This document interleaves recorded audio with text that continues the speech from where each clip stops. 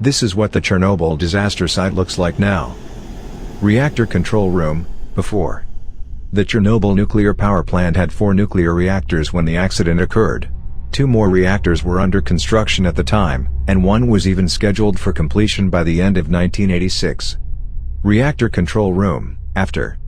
Despite the risks, the other 3 reactors remained in operation until the plant was finally shut down in 2000, nearly 15 years after the disaster.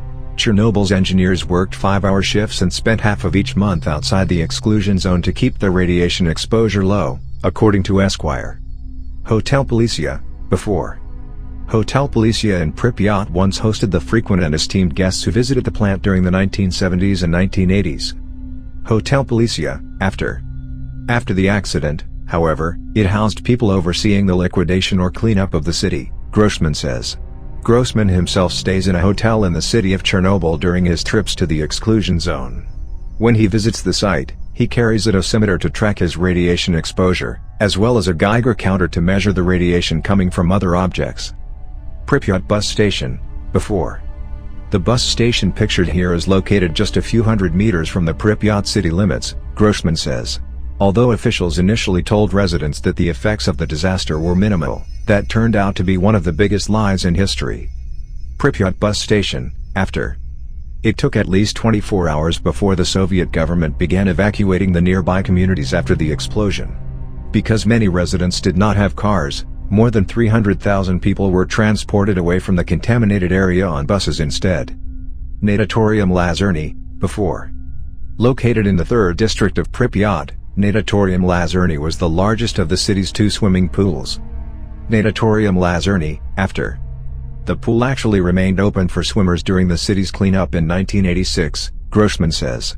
In the 10 years since his project was launched, Grossman's photos have been featured in several gallery shows in New York, a solo exhibition at the United Nations for the 30th anniversary of the catastrophe, and a show on the Discover Science channel hosted by Grossman himself. Amusement park, before. This Ferris wheel is among the most iconic features of the city of Pripyat, according to Grossman. It was part of a new amusement park that was scheduled to open during May Day celebrations, just days after the accident. Amusement park, after. Members of the Communist Party had already enjoyed an exclusive tour of the park only a few weeks before. Little did they know that they would be the last ones to see it. After the disaster at Chernobyl, the park was abandoned along with the rest of Pripyat. City center of Pripyat, before. At the end of the 1-kilometer-long Lenin Avenue sits Pripyat city center, once a grand promenade with a public clubhouse called Energetic at its heart. City center of Pripyat, after. The center would later become the gathering place for thousands of the city's residents before they were evacuated, according to Grossman. Today, overgrown trees and grass cover most of the landscape, surrounding dilapidated and collapsing buildings. CHNPP admin building, before. The original name for the plant was the Vyalina Nuclear Power Station. Now it is more commonly known as the Chernobyl Nuclear Power Plant, or CHNPP for short.